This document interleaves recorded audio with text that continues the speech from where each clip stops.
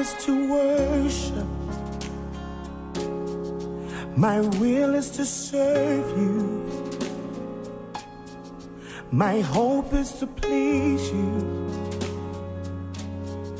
My aim is to bring glory to your name.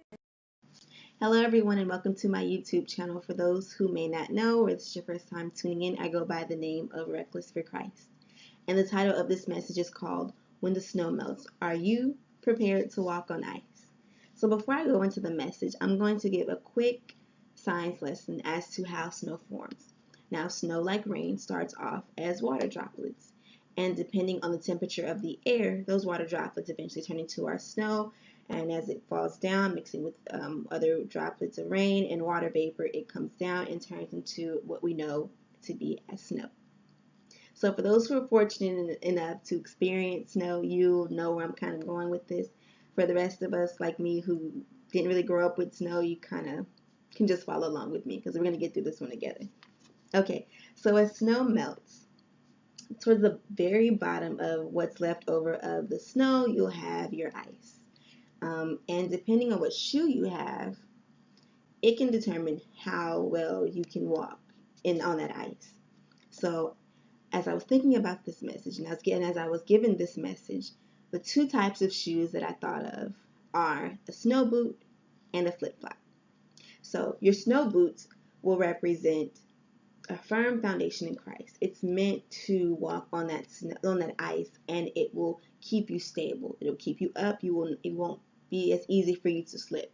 Now, if you're wearing a flip-flop trying to walk on ice, it may be a little harder for you to stand up and to stay firm and to fall. You may fall quicker than someone who's wearing boots, snow boots, right? And so I'm reminded of Luke chapter 4 when Jesus is in the desert for 40 days, and there are instances where the devil tries to tempt him. And this is one moment that I was thinking of when I thought of this message. In Luke chapter 4, verses 5 through 7, it says, "The devil led him up to a high place and showed him in an instant all the kingdoms of the world. And he said to him, I will give you all their authority and splendor, for it has been given to me, and I can give it to anyone I want to. So if you worship me, it will all be yours." Now let's stop there for a minute. Let's just stop right there before I go any further. Just imagine putting yourself in a situation, and there's another human being who's trying to say, hey, I can give you love, joy, peace, and happiness if you do this and this for me. Now, if you have a strong foundation in Christ and you meditate on your word day and night, you know that you can receive all this from God. You don't have to do anything to receive from an individual because it's given to you by God. So that's your firm foundation. That way it won't be easy for you to fall into temptation or fall on that ice. Because you have that firm foundation in Christ, you won't fall on that ice. You won't be tempted to slip and slide into anything that you shouldn't be in. And then it goes on to say in verse 8, Jesus answered, "It is written, worship the Lord your God and serve him only." When you always have on the armor of God and you always meditate on your word day and night, you can always come back with the scripture. Like, no, that doesn't sound right. That's not what my God says. That's not what my word says. And so that firm foundation in Christ will equip you to walk on that ice. You'll be prepared to walk on that ice. And the first psalm, verses 1 through 3 describes this individual with the snow boot on. "Blessed is the man who does not walk in the counsel of the wicked, or stand in the way of sinners, or sit in the seat of mockers, but his delight is in the law of the Lord, and on his law he meditates day and night. He is like a tree planted by streams of water, which yields its fruit in season, and whose leaf does not wither. Whatever he does prospers." So he's meditating on God's word day and night makes it easier for you to combat those things that people are saying to you, those false things that don't line up with God's word. You'll have on your snow boot, and you will be prepared to walk on that ice. Okay? So what if you that person that has on your flip-flop trying to walk on ice? More than likely, you may fall, depending on where you're walking on the ice. If you're not careful, it's going to be easier for you to slip. Just say it like that. It's going to be easier for you to slip. So scripture shows us in the 145th Psalm, verses 14, that the Lord upholds all those who fall and lifts up all those who are bowed down. So no matter the times that you slip or fall, God will always be there to pick you back up, no matter how many times you fall. And then in those times of temptation, 1 Corinthians 10 and 13 tells us that God gives us a way of escape out of temptation.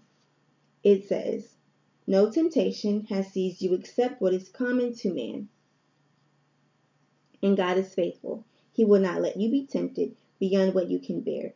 But when you are tempted, He will also provide a way out so that you can stand up under it." So no matter how many times we are tempted or what we may experience, God is always there to both pick us up and give us a way out of escape, out of temptation, to help us on those times we may have our flip-flops on and we may fall and be tempted. But it is best to have on your snow boot at all times. It is best to meditate on the word day and night and be prepared when those moments come where you may be challenged to walk on ice. And will you be prepared? Will you have on your snow boot or will you have on your flip-flop? We have to make that decision every single day. And then lastly, Psalms 37 verses 23 and 24 says, "If the Lord delights in a man's ways, He will make his steps firm. Though he stumble, he will not fall. For the Lord upholds him with His hand." 6 verses 11 through 13 tell us to put on the full armor of God so that you can take your stand against the devil's schemes. That's those icy moments. "For our struggle is not against flesh and blood, but against the rulers, against the authorities, against the powers of this dark world, and against the spiritual forces of evil in the heavenly realms. Therefore, put on the full armor of God, so that when the day of evil comes, you may be able to stand your ground, and after you have done everything to stand. Stand firm then with the belt of truth buckled around your waist, with the breastplate of righteousness in place, and with your feet fitted with the readiness that comes with the gospel of peace." And those verses that I read to you all were Ephesians chapter 6, verses 11 through 15.